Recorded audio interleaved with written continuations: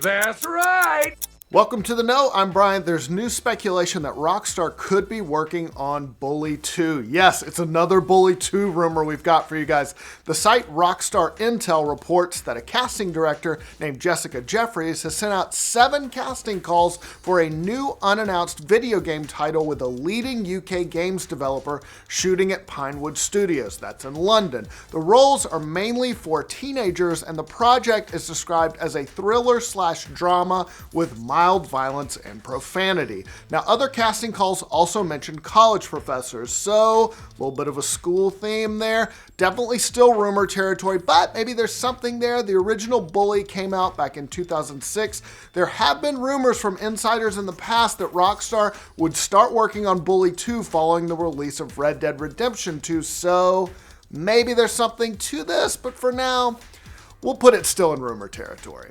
There's a new survey out about the most wanted games for this holiday season, and kind of surprisingly, it's not Red Dead Redemption 2. That was mine, but not everybody feels that way. According to Nielsen, the most anticipated game for this holiday season, Black Ops 4, which is out this Friday. It scored a 99 in Nielsen's survey, which according to the company means that the current overall anticipation for the game based on a combination of key consumer measures is higher than 99% of previous games when at that same point in the pre-release cycle.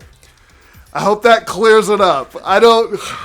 Why did I put that quote in there? I read it and I'm confused. You know what? We're going to keep going. Close behind, though, was Red Dead Redemption 2, followed by Battlefield 5 and Fallout 76. Now, those were multi-plats. For the Switch, the most anticipated, no surprise, Super Smash Bros. Ultimate, which comes out in December.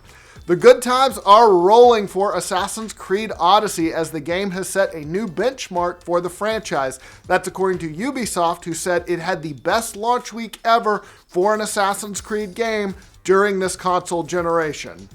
A little bit of a qualified statement there, but okay, they're saying it did well. Ubisoft Senior Vice President of Sales and Marketing, Jeffrey Sarden, said in a press release, "We are incredibly proud of what this team accomplished with Assassin's Creed Odyssey and humbled by the amazing reception from critics and players. Based on the quality of the game and the very encouraging reactions from players, we expect Odyssey to be one of the top performing Assassin's Creed games of all time."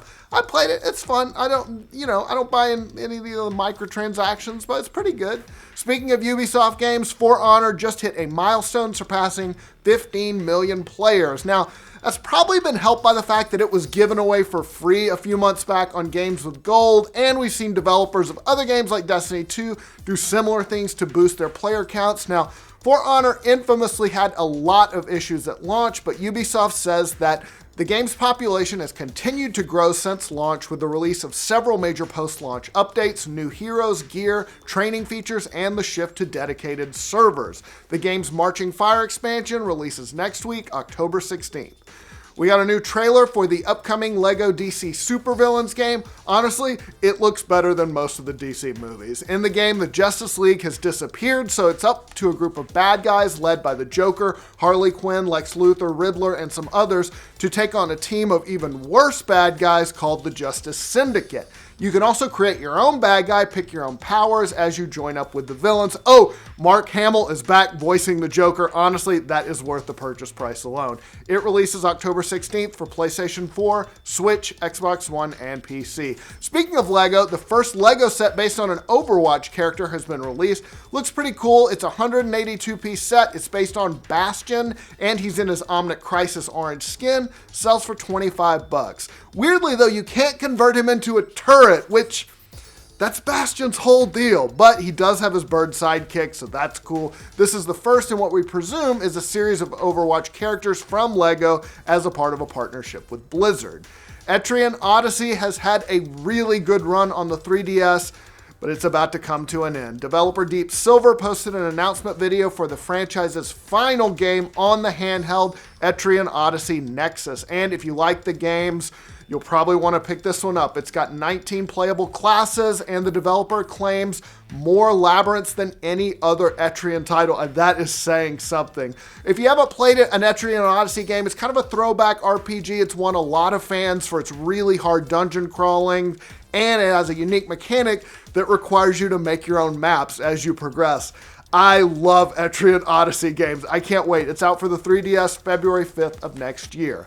All right, we got some more casting news for the Witcher series on Netflix. The Hollywood Reporter says that Freya Allan of The War of the Worlds and Into the Badlands will play Ciri, and Anya Charlatra of Wanderlust and the ABC Murders will play Yennefer, who is Ciri's mother and Geralt's main love interest. They'll, of course, be joining Henry Cavill, who was cast as Geralt recently. The Hollywood Reporter also asked showrunner Lauren Schmidt-Hissrich if they've started production. She said, "We're in prep. It's coming soon."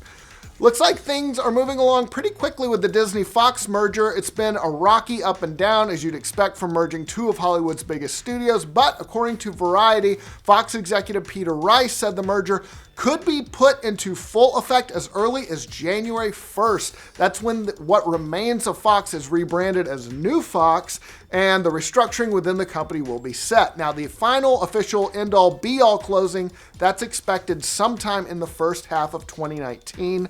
That will come after all the regulatory processes have run their course, but for all intents and purposes, the New Fox will be up and running January 1st. Although they haven't gone into much detail, it seems like Disney is planning on keeping Fox as a distributor. That's good news for those who are worried about Disney's family-friendly identity was going to water down some of Fox's edgier material like Alien series, of course Deadpool. Obviously, we'll get a lot more details on this massive merger as we get closer to the new year. All right, that is all the news we've got for today. Let us know what you think about all these stories down in the comments below. For all your news from every corner of the internet, like this video, subscribe to the Know. New Fox? What a dumb name.